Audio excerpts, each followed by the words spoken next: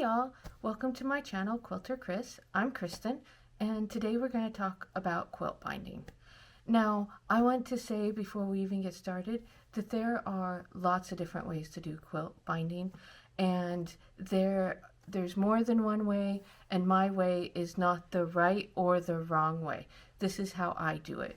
Now, my binding technique has evolved over the years, but yours might too.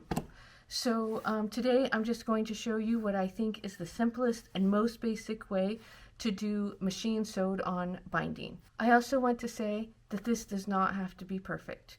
There will be mistakes in it, and that is okay. We are here to enjoy being creative and to enjoy the creative process.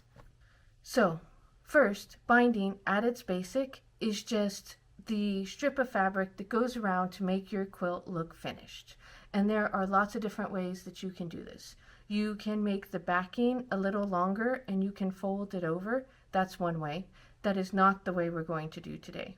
You can make binding strips in whatever kind of fabric you like, sew them together and wrap that around, and that's what we're going to do today. And we're specifically discussing machine binding. This is binding that both sides are sewn on by the sewing machine. If you like this video and it gives you any value at all, please remember to like and subscribe. I would really appreciate it. Okay, so we're going to start with our first step, and we're going to just trim up the quilt so that we have an even sewing surface. And I'm going to switch around my camera and show you how I do that. So the first thing we want to do is trim up the quilt. And as you can see here, this is just a relatively small quilt. I folded it up here so that we can trim it up. You're going to want to take the longest ruler that you have. So this is my longest ruler, but if yours is shorter, that is okay. You're going to need your rotary cutter. Now, you could potentially do this with scissors if you feel like you don't have a space big enough to do this with a bigger cutting mat and a long ruler. I have done this with scissors and that works just fine. You just want to get this as straight as possible. Now, my quilt doesn't have any borders because this is really just an example quilt. If you were really worried about the size of your borders, you might want to measure them ahead of time so that you could take off just an exact amount of extra before you trim it. In this quilt, I'm not going to worry about that because this is just an example quilt for me to show you, and I am most concerned about getting a straight edge. If you want your binding to go on straight, then you need a straight edge. Now, I am by no means perfect at this. I'm just trying to give you some best tips. So what I'm going to do here is I'm going to line up my quilt with the line here. And again, I'm not worried about exact measurements. I'm just trying to get a straight edge. And I'm going to hold my ruler straight, lined up with this bottom line, and making sure that it's straight on the quilt. And then I'm just going to trim. Had a needle stuck there. So I'm just going to trim as far as my ruler goes. So if you have a shorter ruler, that works as well. Again, we're not trying to be perfectionists here. We're just trying to get our binding on. Then I pull the quilt down, and I get this line that I know is straight, and I line that up with my board here. And I line up the edge of my ruler with that there.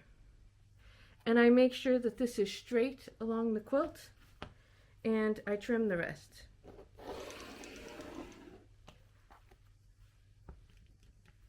Now, if you had, like I said, we're doing just the one kind of binding that I usually do, which is using a separate fabric. But if you had wanted to, see, I had a lot of extra fabric here.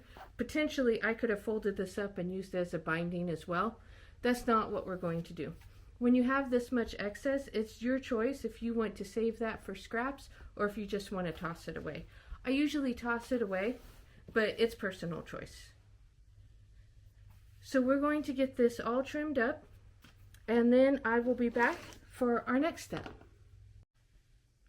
Okay, so we've trimmed up our quilt. We have straight edges on it. Now we're ready to make the binding itself. I would probably give this quilt a quick press before I go and sew on the binding, but for right now we're just going to set it aside. So when it comes to binding, you have a few choices on how you want to do it. So I'm going to cut my fabric into 2.5 strips. I am not going to do bias binding. I am going to do it on the straight grain because I think that's easier and simpler, and that's what we're trying to do today. We're trying to do easy and simply.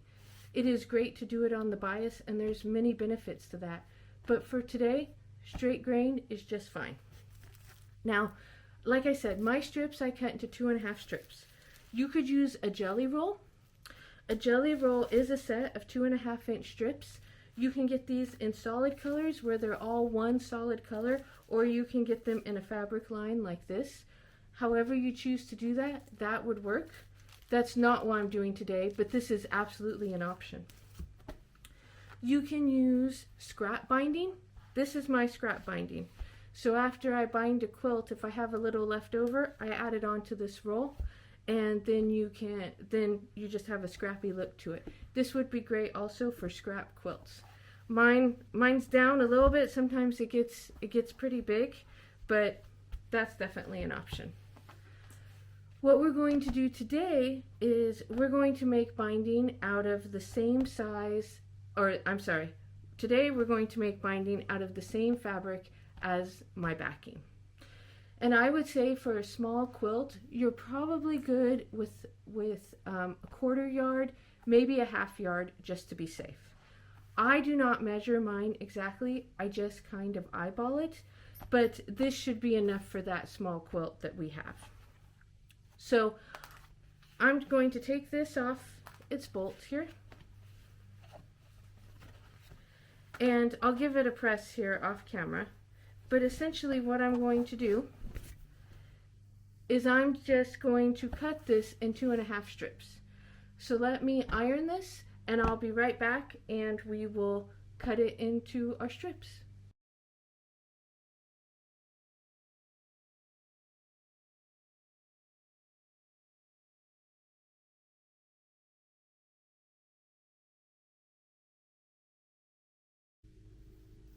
Okay, I've gotten my fabric all squared up, and we're going to cut it into 2.5-inch strips. I've already started cutting it in those 2.5-inch strips. So, a couple of things here. I know I'm going to cut my entire piece of fabric here into 2.5-inch strips.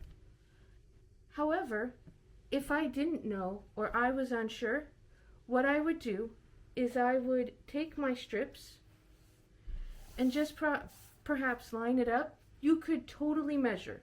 You could measure the length around your quilt and the length of your strip, and you could do the math, and you could do that, totally work. But if you didn't want to do the math, you could eyeball it. So here's how that would work. You would pick whichever side of your quilt is longer. Mine is pretty close to a square. You could then take your strip and pin it together and line it up next to your quilt. So here's my strip is pinned, and I would just do a rough estimate on if that would reach or not. Mine does reach. So I would know that it took 2 strips to get on this one side, and that gives me a little extra. So I would be okay just to do 8 strips.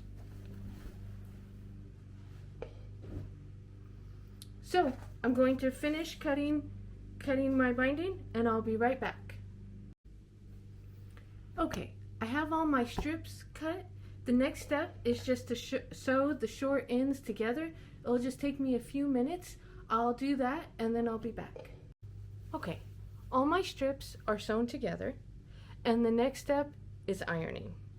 And so I usually lay it out in one long strip, and then I will fold it over like this, just in half, spray a little starch, and iron it as I go. I usually lay it the length of my table and just iron it as I go. Now, some people might want to iron it like seam binding, like that. You can totally do that if you want, but we're going with easy today, and we're just folding our 2.5-inch strips in half and giving them a little bit of starch. So we will work on that now. Now, as I come to the seams, I will iron these open, but you can iron them to one side and that will work as well. This just helps a little bit with bulk. I will say when we're doing a straight edge instead of a bias edge, and we iron them open, that can make our seam a little bit more weak. So you may want to iron it over. I usually iron it open because I feel like it's going to be folded over and it's going to be sewn down in 2 spots. I haven't ever had a problem with this coming out, but it's totally personal preference. Okay, so let's iron this on. Okay, I have finished ironing my binding. Now we're going to use this right now so we don't have to roll it up. But if in the future, like if you're making it, sometimes when I have a kit, I'll make the binding ahead of time, and so then I just roll it up like this and keep it with the quilt. But we're going to do our next part, which is putting it on the quilt. We'll be right back. Okay, so quick recap. We have our quilt pressed and our edges trimmed straight. We have our binding made. We made 2.5-inch, where we cut it into strips of 2.5-inch wide. We sewed them together on the straight grain. We then ironed and starched it in half, and so now we're ready to put this on. So I'm going to use clips, but you can definitely use pins. Some important considerations here to think about as we're doing this. So this is the front of my quilt, and this is the back of the quilt. My binding is going to match the back of my quilt because it's the same fabric. Okay, now that was purposeful. When you're first starting out, you might want to do that because your mistakes won't show as much if you do it that way. Now, this quilt is not going in a show. No one's going to see this except members of my household, so I'm not super worried about it being straight. I'm not super worried about whether or not my stitches are going to show on the back. So what we're going to do is we're going to clip it to the front of the quilt. Now, you do not want to start in a corner because that means you will finish at the corner and that would just be too complicated. It's better if you start more towards the middle. So we're going to scoot our quilt a little to the middle, and we're going to take this raw edge. So here's the folded edge and here's the raw edge, and we're going to clip it down. Now we won't sew it starting at this end. We will sew it a little bit further over here, but I'm going to clip it right here at the beginning. So we're going to clip, we're going to go all around this row.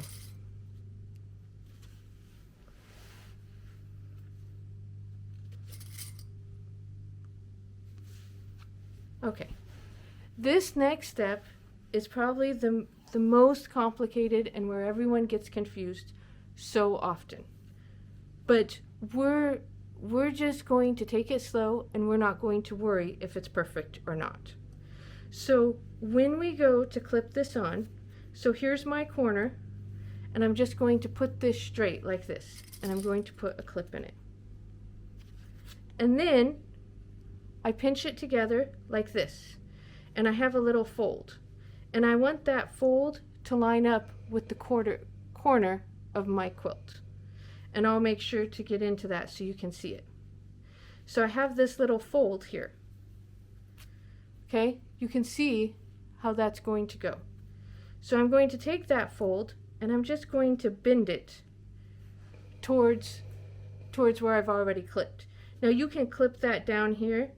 That doesn't matter. I'm not. I'm going to put my clip right here, and this little corner is just going to stay up.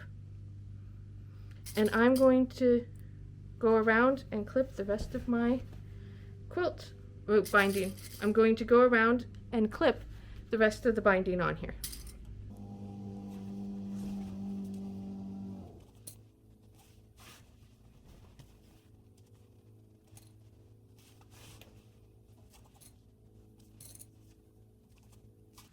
You don't really want to pull this too tight when you're doing it. You really just want it to lay on there as you're putting it on there. Okay? We're going to pinch this, right? So this fold lines up with this corner. And then we're going to put our clip there. And we're going to put a clip here.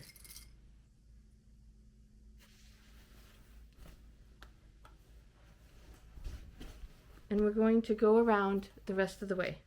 After I get this all clipped, I'll be right back. Okay, so we've gotten our binding all clipped around. We have a lot of excess, which is fine. We're gonna add it to our scrap binding. I am going to probably cut this off right here because this is a seam. So we'll toss that all aside. And then we will take this to the sewing machine and go sew it on. We're back at the sewing machine, and I'm going to set up my machine to sew on the binding. And essentially all that means is I'm going to lengthen my stitch length to 3.0 instead of 2.5.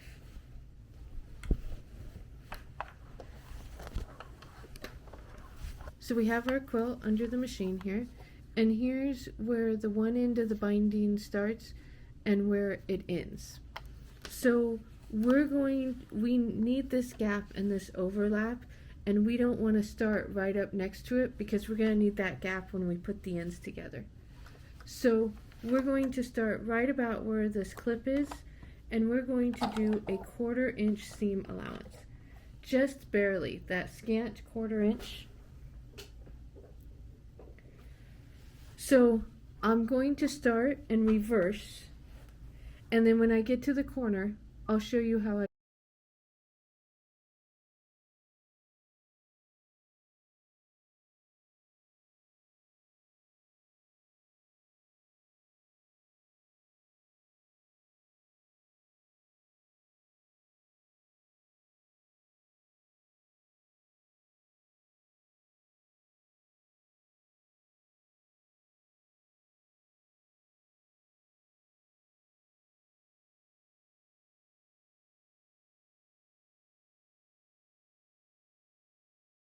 As we approach the corner, we see our little bend part here, right? It's almost a triangle with this being the top, and we can see that this bends.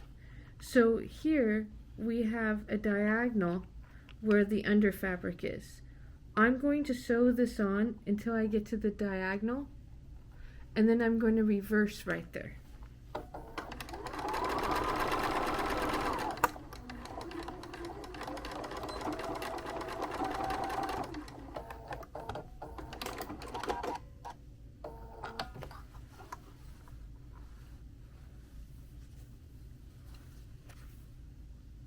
Okay, you can see that I haven't sewn through. I've just gone to that corner and I've left it there. And so we're going to leave it like that, and then we're going to flip it over and sew here. And we're going to start with the reverse again and carry on. And we're going to do that on all 4 sides.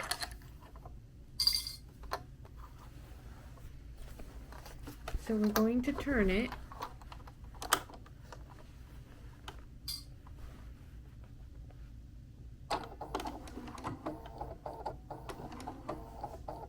And we're going to reverse right up to that fabric without sewing on it. If you happen to sew on it, that's fine. It won't hurt anything. You can rip out a stitch or two, but I like to leave it like that so it's sewn right up here and right up here, and then you have that part sticking up. And that's how you're going to do it on all 4 corners. I wanted to get a different angle here so you could see. So here is our corner of fabric, and you can pull up any slack you have here. You can tell you have like a little loop right here, and it makes a triangle with this being the bottom and this being the top. And what we're trying to do is we want to stitch all along here until we bump into the base of this triangle and then reverse out. So I'm going to stitch here. I'm going to hit the base of our triangle. I'll reverse back a couple of times, and then I'll break thread, and then I'll come and continue stitching this way.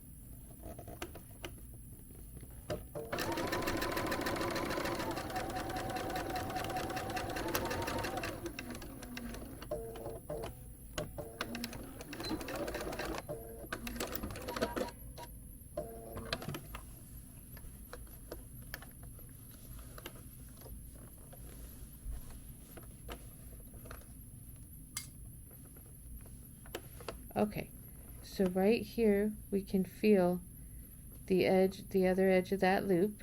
You can see I kind of made a crease there. So we're going to start sewing right about here, reverse up into it, and then continue on. Okay, so we have our 2 ends here, and we have, I think, about 8 inches on this one, on this end, and probably at least 14-15 inches on this one. And we're going to meet somewhere in the middle. Now, there are rulers that you can get so that you can do the perfect bias ending to that, but this video is about keeping it simple. And so we're just going to do a straight grain ending, just like we pieced them together. So you'll see that they'll come together like this. So you want this to be snug, which is why we haven't completely sewn it on. Because what would happen is if you sewed this all the way up to here, and you sewed this all the way up to here, you would have the 2 ends, but it might not be snug enough, and it'd be really hard to get up there into your machine to sew your straight line. So what we're going to do is so I usually just do a fold. Here, I'll show you. So here's this end where it's meeting. This end right here, okay? And here is the other end. So we have this folded where it's going to meet. See? They would meet like that, okay? We're going to finger press a good crease in that. Now, you could also take a marking pin, you could take a straight pin, whatever you want to use, but you want a good mark in this spot. Then you're going to take this end and you're going to do the same thing. So you're going to figure out where those 2 ends are going to meet. You're going to give it a good press or use a marking pin. And where those 2 meet, that's where you're going to sew. And you can put a straight pin or a clip in there. So when you go to sew this, you're just going to sew on that very faint line. I think I'll get a marking pin just so I can show it to you. Okay, these are friction markers, so they'll come off with heat, but this will be inside your binding so you won't see it. So here's our mark. Oh, it's probably a good thing I got the marker because I wanted to make sure we had it. So there's that mark. Ah, there's my crease. And here's this mark. So if you're worried about the mark staying, just make sure you're doing it on the inside, not on the outside. Okay, so we have our 2 lines. We're going to take these to the sewing machine and we're just going to sew right on those lines. Okay, and we're going to want to, because the quilt's going to kind of be pulling on it, you'll probably want a straight pin or a clip to mark it. Don't cut these ends until you have it sewn on and you've tested it on your quilt and made sure that it's the right length. Okay, we are at the machine and we're going to sew these 2 ends together.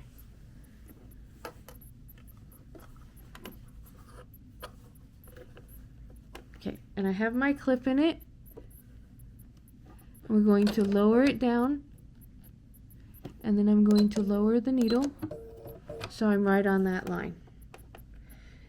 It's not a huge deal if you're off, but you want to get as close as you can. Okay, so because of my camera angle, I hadn't gotten close enough, so I redid it and I went over it a couple of times. And so now I bring it back and it seems to be fine in length. So I'm going to clip this back on.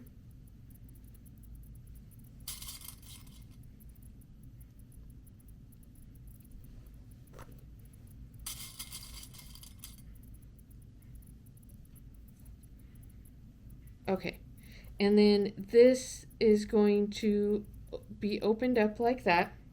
We're going to trim it, and then we will give this a good press, probably with a little starch even. Just, you want it to be really flat.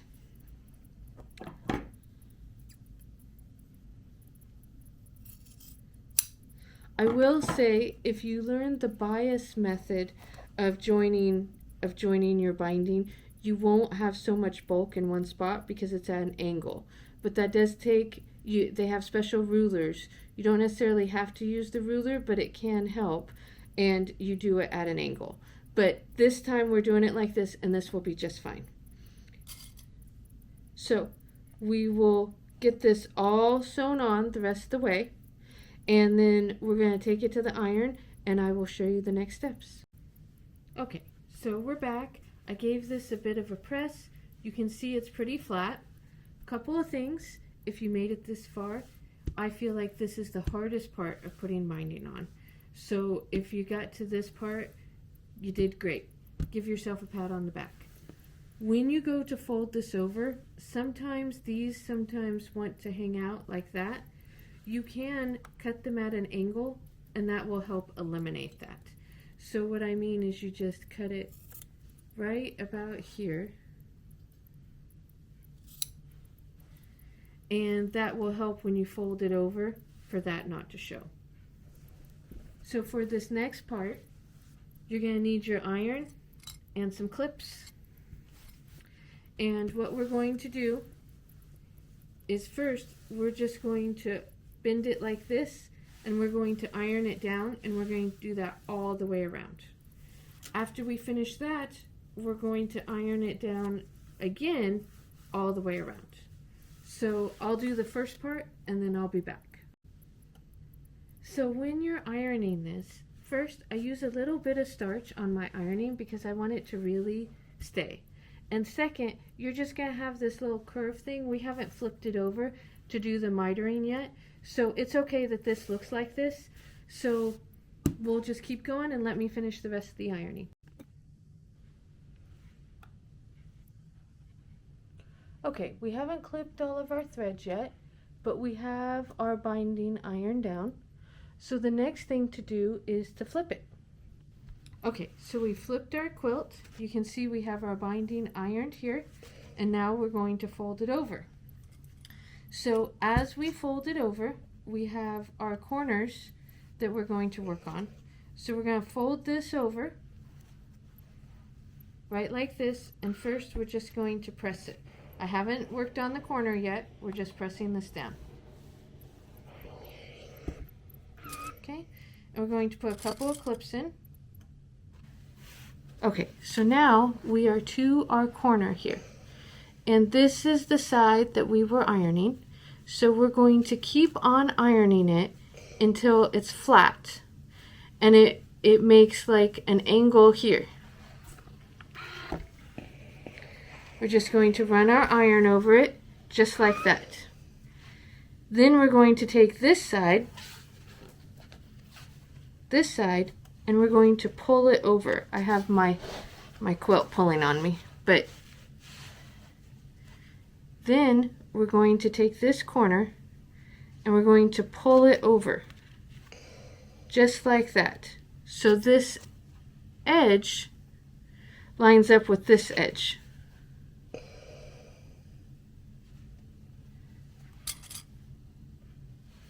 And then we clip it. I'll do that again here on the other corner so you can see. So we press it, right, and we just clip it as we go along. Okay, I'll finish getting this all clipped on, and then I'll come back and show you next steps. Okay, so we have it all ironed. You can see that's the way the back looks, and that's the way that the front looks. So the next step is just sewing it on. And there's two ways that you can sew this on. You can sew it on the front, and you can sew this in the stitch in the ditch with matching thread. That will put the thread on the back right about in the middle of your binding. That is totally fine. I have done that many times. You will have, like, you'll see a visible seam. If you use matching thread, it won't show up as much. But if you're really concerned that how it looks on the front, that would probably be the best option for you. If you want to make sure that this is just sewn at a certain space right here, then you'll want to sew it on the top. You'll want the back of the quilt to be the top, right? And so you'll just sew it about 1/8 of an inch away from the edge, and then your thread on the top will show up right about here. So it won't be as close to the ditch, it'll be a little bit over. That is your choice. So I often do it on the front. That's totally fine. No one's going to pay attention to the back. But this time I am going to sew it from the back and go all the way around. Now on these corners, you don't have to do anything. When you go around with your machine right here on the corner, that will hold it down. I have not had a problem with that coming up or coming out. And I say that as a mom who has given these to her 5 children, and the corners have survived just fine. However, if you are worried, you can stitch right along here, just like if you were here, right? Just know it's going to show here. And so if you're sewing it this way, to make sure you've got it right on the edge, and your bobbin is not the same color as here, then that line's going to show. It doesn't matter. You can still do it that way. It is your quilt, and it will still be beautiful. I'm just letting you know your different options. So I'm going to sew this on, and then I'll be right back. Okay, so I wanted to show you real quick here as I begin to sew this on. I have green thread to match the backing in my top thread. I have a variegated gray thread to match the top of my quilt in my bobbin, because I'm going to sew this on from the back, right? I'm not starting at a corner, I'm starting just after, and I have the edge of my fabric lined up with the edge of that foot. So I'm going to sew this on, and I'll be right back. So as I'm sewing this, I wanted to give a couple of tips. So first, if you go too fast, your fabric's going to kind of come up here. So I find that using a stiletto or something pokey, so the other end of this is a seam ripper, that would work if you don't have a stiletto. Holding that down, you just press it down a little, not through the fabric, just press it down a little bit as you're sewing, that will really help this stay flat. Also, I didn't measure the distance here, and it's uneven, this width. So you'll have to keep in mind when we turn it over that line may not be perfectly straight, because it depends on how straight it is on this side when we're sewing. If you wanted a straighter line, you might do better to sew it from the front instead of from the back. Okay, I finished with the binding. I wanted to show you what it looked like since I sewed it on from the back. So here's the back. The thread blends in, but I have been able to get it really even there on the back. But on the front, not so even, and you can see my row of stitching. That's fine, the thread matches. It's not going to be a big deal. It's a personal preference.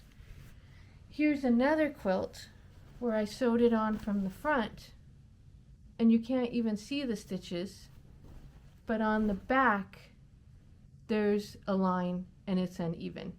So like I said, it becomes your personal preference, however you want to do. At this point, our quilt is all done. It has its binding on it, and I will send this to the wash. So I wash my quilts like I wash any of my linens. Put it in the washer with some laundry soap and put it in the regular dryer. A lot of these stitches, when it comes out of the dryer, the quilt will be all scrunchy and soft, and no one will even notice. So I hope you had fun with me, and I hope this helps, and we'll see you next time. Bye-bye.